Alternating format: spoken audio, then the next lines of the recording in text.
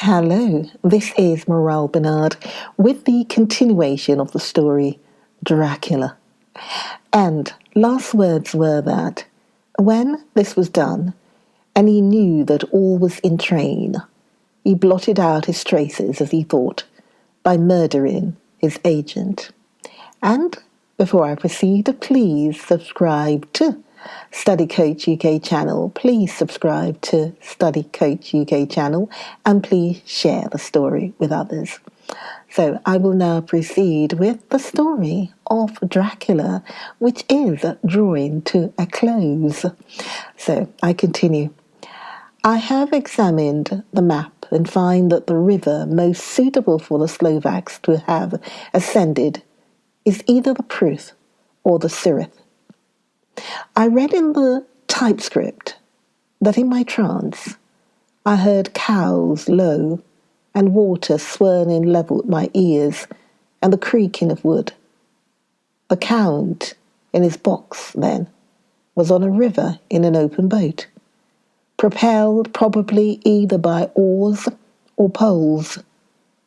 For the banks are near and it is working against stream. There would be no such sound if floating downstream. Of course, it may not be either the Sirith or the Pruth, but we may possibly investigate further. Now, of these two, the Pruth is the more easily navigated, but the Sirith is at Fundu, joined by the Bitsritsia, which runs up round the Borgo Pass. The loop it makes is manifestly as close to Dracula's castle as can be got by water. Mina Harker's journal continues. When I had done reading, Jonathan took me in his arms and kissed me. The others kept shaking me by both hands, and Dr. Van Hesselen said, "Our dear Madame Mina is once more our teacher. Her eyes have been where we were blinded. Now we are on the track once again, and this time we may succeed. Our enemy is at his most helpless, and if we can come on him by day on the water, our task will be over. He has a start, but he is powerless to hasten, as he may not leave his box lest those who carry him may suspect. For them to suspect would be to prompt them to throw him in the stream where he perish. This he knows, and will not. Now men, to our council of war, for here and now we must plan what each and all shall do. I shall get a steam launch and follow him, said Lord Godalming, and I, horses, to follow on the bank, lest by chance he land, said Mr. Morris. Good, said the Professor. Both good, but neither must go alone. There must be force to overcome force if need be. The Slovak is strong and rough, and he carries rude arms. All the men smiled, for amongst them they carried a small arsenal, said Mr. Morris. I have brought some Winchesters. They are pretty handy in a crowd, and there may be wolves. The Count, if you remember, took some other precautions. He made some requisitions and others that Mrs. Harker could not quite hear or understand. We must be ready at all points. Dr. Seward said, I think I had better go with Quincy. We have been accustomed to hunt together, and we too, well armed, will be a match for whatever may come along. You must not be alone, Art. It may be necessary to fight the Slovaks and a chance thrust, for I don't suppose these fellows carry guns. Would undo all our plans. There must be no chances this time. We shall not rest until the Count's head and body have been separated, and we are sure that he cannot reincarnate. He looked at Jonathan as he spoke, and Jonathan looked at me. I could see that the poor dear was torn about in his mind. Of course he wanted to be with me, but then the boat service would most likely be the one which would destroy the vampire. Why did I hesitate to write the word? He was silent a while, and during his silence, Dr. Van Helsing spoke. Friend Jonathan, this is to you for twice reasons. First, because you are young and brave and can fight, and all energies may be needed at the last. And again, that it is your right to destroy him, that which was wrought such woe to you and yours. Be not afraid for Madame Mina. She will be my care, if I may. I'm old. My legs are not so quick to run as once, and I'm not used to ride so long, or to pursue as need be, or to fight with lethal weapons. But I can be of other service. I can fight in other way, and I can die, if need be, as well as younger men. Now, let me say that what I would is this. While you, my Lord Godalming and friend Jonathan, go in your so swift little steamboat up the river, and whilst John and Quincy guard the bank, where perchance he might be landed, I will take Madame Mina right into the heart of the enemy's country. Whilst the old fox is tied in his box, floating on the running stream, whence he cannot escape to land, where he dares not raise the lid of his coffin box, lest his Slovak carriers should in fear leave him to perish. We shall go in the track where Jonathan went, from Bistris over the Borgo, and find our way to the castle of Dracula. Here, Madame Mina's hypnotic power will surely help, and we shall find our way, all dark and unknown otherwise. After the first sunrise, when we are near that fateful place, there is much to be done, and other places to be made sanctify, so that nest of vipers be obliterated. Here, Jonathan interrupted him hotly. Do you mean to say, Professor Van Helsing, that you would bring Mina, in her sad case and tainted as she is with that devil's illness, right into the jaws of his death trap?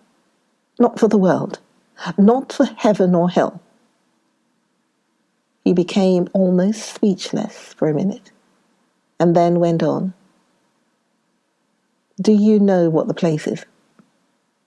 Have you seen that awful den of hellish infamy, where the very moonlight alive with grisly shapes, and every speck of dust that whirls in the wind a devouring monster in embryo? Have you felt the vampire's lips upon your throat? Here he turned to me, and as his eyes lit on my forehead, he threw up his arms with a cry. Oh my God, what have we done to have this terror upon us? And he sank down on the sofa in a collapse of misery. The professor's voice, as he spoke in clear, sweet tones, which seemed to vibrate in the air, calmed us all. Oh, my friend, it is because I would save Madame Mina from that awful place that I would go. God forbid that I should take her into that place. There is work, wild work to be done there, that her eyes may not see.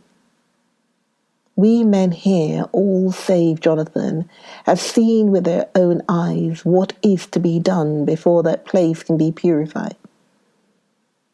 Remember that we are in terrible straits. If the Count escape us this time, and he is strong and subtle and cunning, he may choose to sleep him for a century. And then in time, our dear one, he took my hand, would come to him to keep him company, and would be as those others that you, Jonathan, saw. You have told us of their gloating lips. You heard their ribald laugh as they clutched the moving bag that the Count threw to them. You shudder, and may well it be. Forgive me that I make you so much pain, but it is necessary.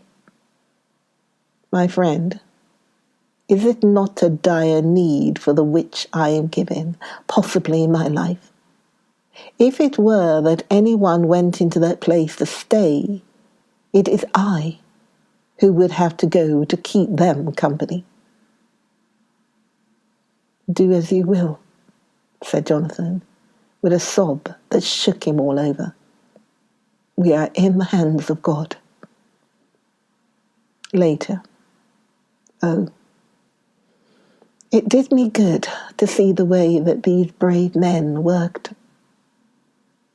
How can women help loving men when they are so earnest and so true and so brave? And two, it made me think of the wonderful power of money. What can it not do when it is properly applied? And what might it do when basely used?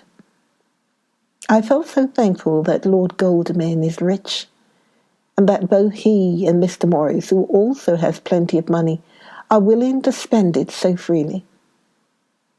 For if they did not, our little expedition could not start, either so promptly or so well equipped as it will within another hour. It is not 3 hours since it was arranged what part each of us was to do. And now Lord Godalming and Jonathan have a lovely steam launch, with steam up ready to start at a moment's notice. Dr. Seward and Mr. Morris have 6 good horses well appointed. We have all the maps and appliances of various kinds that can be had. Professor Van Heslin and I are to leave by the 11:40 train tonight for Veristi, where we are to get a carriage to drive to the Borgo Pass. We are bringing a good deal of ready money, as we are to buy a carriage and horses. We shall drive ourselves, for we have no one whom we can trust in the matter. The professor knows something of a great many languages, so we shall get on all right. We have all got arms, even for me, a large bore revolver. Jonathan would not be happy unless I was armed like the rest. Alas, I cannot carry one arm that the rest do. The scar on my forehead forbids that. Dear Van Heslin comforts me by telling me that I am fully armed, as there may be wolves. The weather is getting colder every hour, and there are snow flurries which come and go as warnings. Later, it took all my courage to say goodbye to my darling. We may never meet again. Courage, Mina. The professor is looking at you keenly. His look is a warning. There must be no tears now, unless it may be that God will let them fall in gladness. Jonathan's Harker's Journal, October the 30th. Night. I'm writing this in the light from the furnace door of the steam launch. Lord Godalming is firing up He is an experienced hand at the work, as he has had for years a launch of his own on the Thames and another on the Norfolk Broads. Regarding our plans, we finally decided that Nina's guess was correct, and that if any waterway was chosen for the Count's escape back to his castle, the Streath and then the Bitzrithia at its junction would be the one. We took it that somewhere about the 47th degree north latitude would be the place chosen for the crossing, the country between the river and the Carpathians. We have no fear in running at good speed up the river at night. There is plenty of water, and the banks are wide enough apart to make steaming, even in the dark, easy enough. Lord Godalming tells me to sleep for a while, as it is enough for the present for one to be on watch. But I cannot sleep.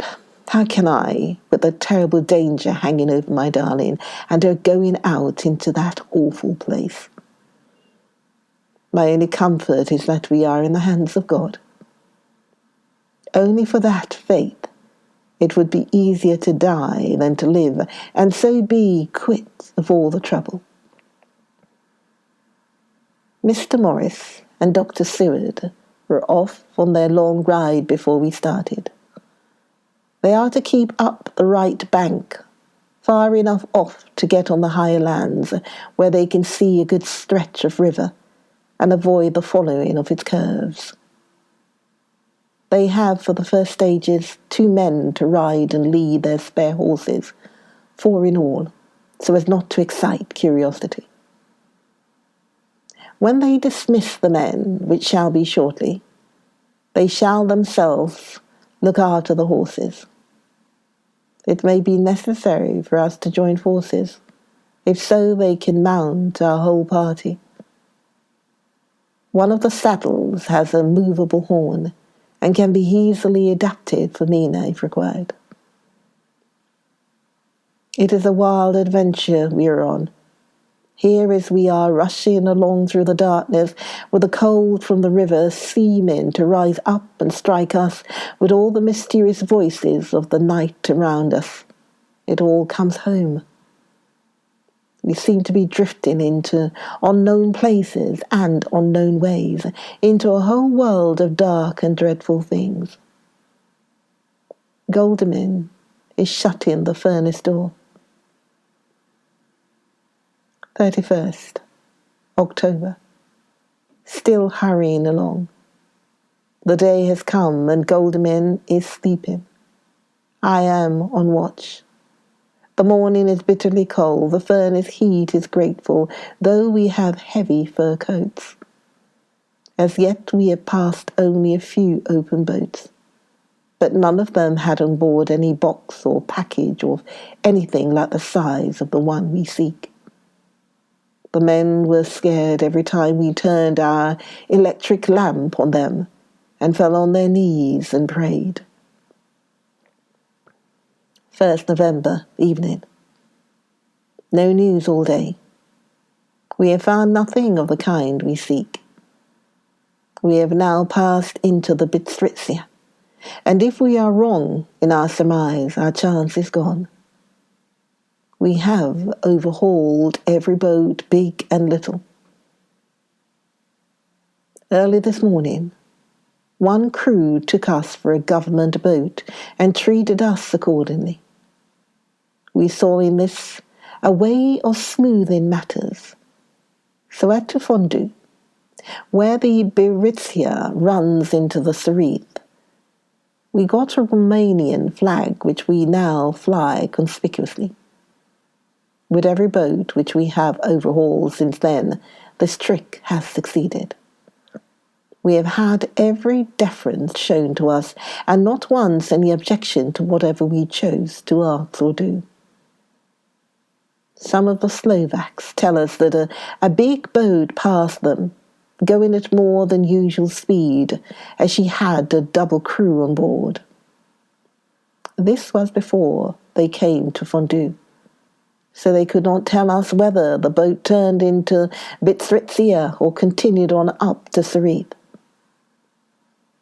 At Fundu, we could not hear of any such boat, so she must have passed there in the night.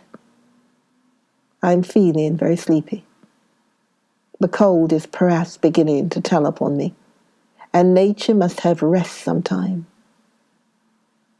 Goldamin insists that he shall keep the first watch. God bless him for all his goodness to poor dear Mina and me. 2nd November morning. It is broad daylight. That good fellow would not wake me. He says it would have been a sin to, for I slept peacefully and was forgetting my trouble. It seems brutally selfish to me to have slept so long and let him watch all night. But he was quite right. I'm a new man this morning, and as I sit here and watch him sleeping, I can do all that is necessary, both as to minding the engine, steering, and keeping watch. I can feel that my strength and energy are coming back to me. I wonder where Mina is now and Van Hessling. They should have got to Veresti about noon on Wednesday.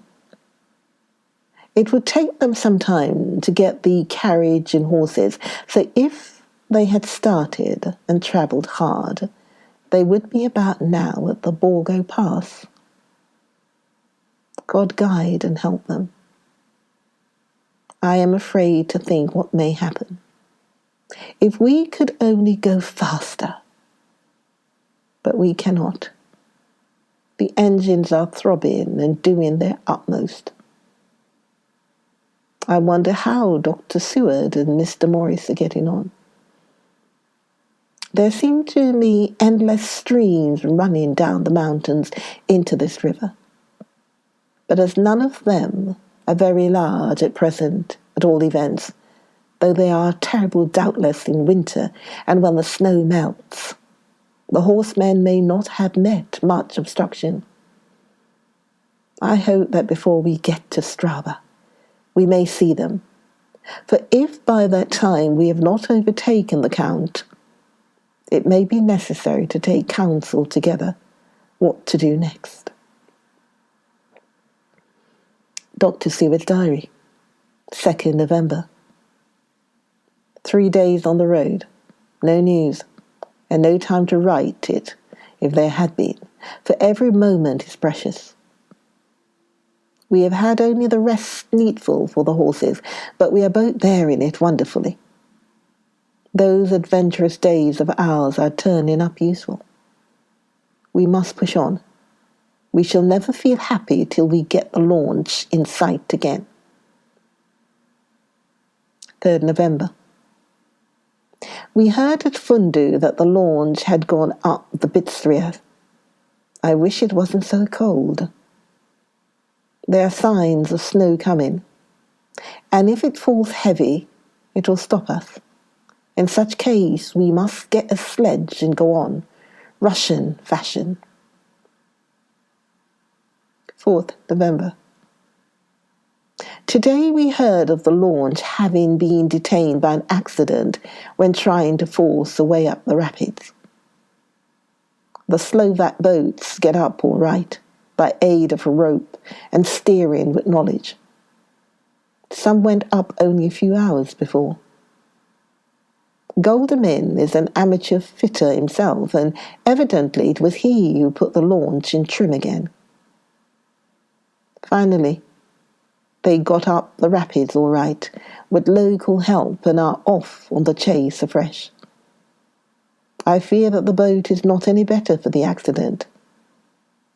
The peasantry tell us that after she got upon smooth water again, she kept stopping every now and again so long as she was in sight. We must push on harder than ever. Our help may be wanted soon. Mina Arca's Journal, 31st October. Arrived at Veresti at noon. The professor tells me that this morning at dawn he could hardly hypnotize me at all. and that all I could say was dark and quiet. He's off now buying a carriage and horses. He says that he will later on try to buy additional horses so that we may be able to change them on the way. We have something more than 70 miles before us. The country's lovely and most interesting. If only we were under different conditions, how delightful it would be to see it all. If Jonathan and I were driving through it alone, what a pleasure it would be to stop and see people and learn something of their life, and to fill our minds and memories with all the colour and picturesqueness of the whole wild, beautiful country and the quaint people. But alas, later, Dr. Van Hesselin has returned. He's got the carriage and horses. We are to have some dinner and to start in an hour. The landlady is putting up a huge basket of provisions. It seems enough for a company of soldiers. The professor encourages her and whispers to me that it may be a week before we can get any food again. He has been shopping too, and sent home such a wonderful lot of fur coats and wraps and all sorts of warm things. There will not be any chance of our being cold. We shall soon be off. I am afraid to think what may happen to us. We are truly in the hands of God. He alone knows what may be, and I pray him with all the strength of my sad and humble soul that he will watch over my beloved husband, that whatever may happen, Jonathan may know that I loved him and honoured him more than I can say, and that my latest and truest thought will be always for him. Why not? Join me, Morel Bernard, for the next episode of Dracula, coming soon as we are drawing to a close. Join me for the next video of Dracula. I'll see you soon. Okay, bye for now, bye.